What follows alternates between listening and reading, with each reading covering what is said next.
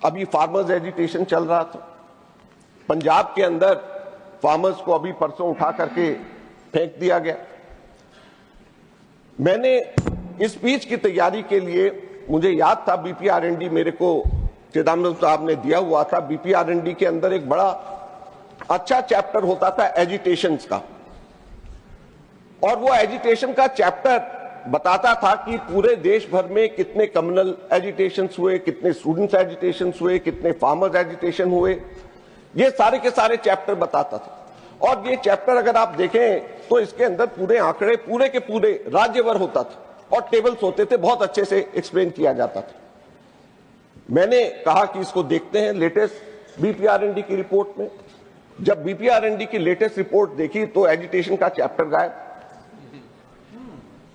पिछले साल की देखी उसमें गायब, और 2017 में जाकर के मुझे आखिरी में एजिटेशन का चैप्टर मिला। और हमारे जब डिपार्टमेंट रिलेटेड मीटिंग हुई तो मैंने उसके अंदर बात रखी, और मैं धन्यवाद करना चाहूंगा हमारे राधामोहन अग्रवाल जी का। उन्होंने हमें इजाजत देते हैं, फ्रीडम देते हैं पूछने का और रिकॉर्ड करते हैं। मैं उनको ऑफिशियली यहां पे आज ऑपोजिशन में होने के बावजूद उनको धन्यवाद करता हूं कि ये सब चीजें रिकॉर्ड पे आती। और डिपार्टमेंट रिलेटेड स्टैंडिंग कमेटी में जब मैंने इसको उठाया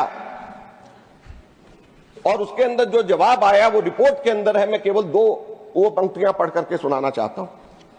para 4.13.3 department related standing committee की रिपोर्ट ये कहती है, यह पूछे जाने पर कि आंदोलन अध्याय का प्रकाशन कब से बंद हुआ, सूचित किया गया कि भारत में आंदोलनों पर डेटा 2004 से 2017 तक data on police organization by BPRND में प्रकाशित किया गया था। हालांकि 2017 के बाद इस अध्याय को बंद कर दिया गया, खुद मान रहे। और आगे इसका कारण देते हैं जो बहुत ध्यान से सुनने वाला। मंत्रालय की एक बैठक में यह निर्णय लिया गया कि राष्ट्रीय अपराध अभिलेख ब्यूरो एनसीआरबी द्वारा भारत में अपराध रिपोर्ट में लोक शांति के विरुद्ध अपराध श्रेणी के तहत पहले से ही इस तरह का डेटा प्रकाशित किए जा रहे।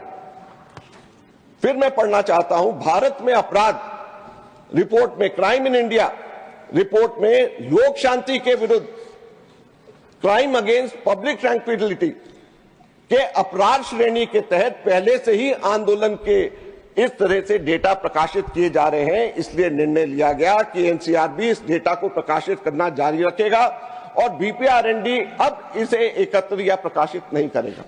इसका क्या मतलब है?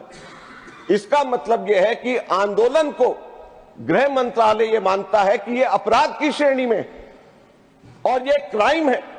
आंदोलन करना एक क्राइम है और आंदोलन को क्योंकि अपराध की श्रेणी में रखा जाता है और ये अपराध को एनसीआरबी उसका डेटा करता है, इसलिए एजिटेशन का चैप्टर बीपीआरएनडी में डालने की जरूरत नहीं। सभापति महोदय, प्रश्न ये उठता है कि क्या आंदोलन अपराध की श्रेणी में आते हैं?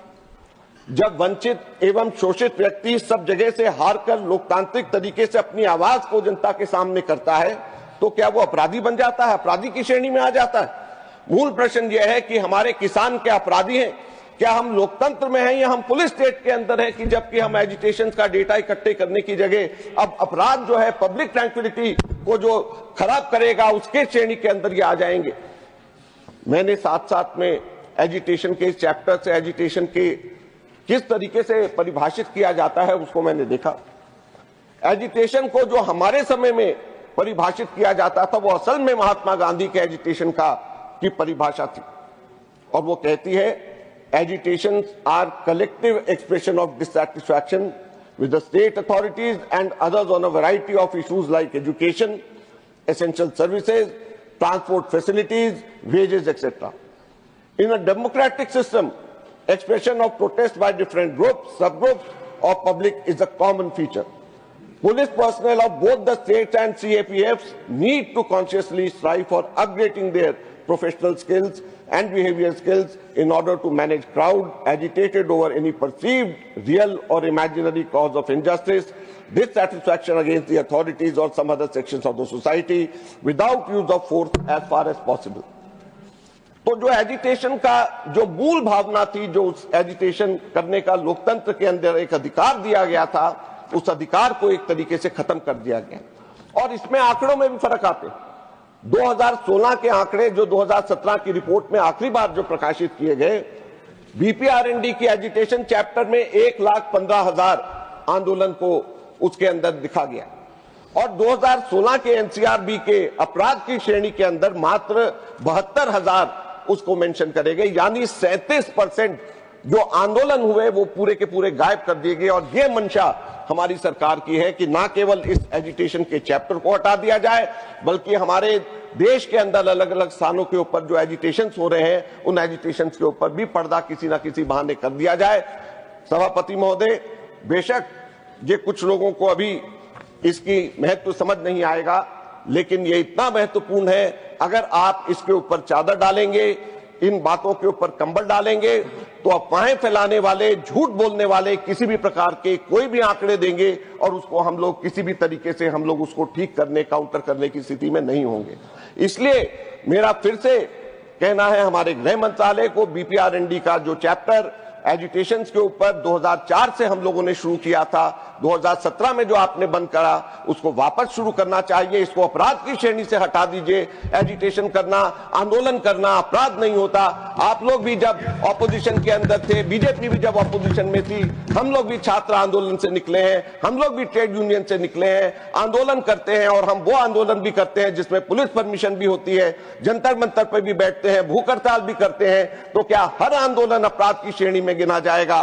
और वो आंदोलनों की लिस्ट, आंदोलनों की बारे में बातें पूरे के पूरे देश को एनुअल रिपोर्ट के अंदर आनी चाहिए। मेरा विनम्र निवेदन हमारे गृह मंत्रालय से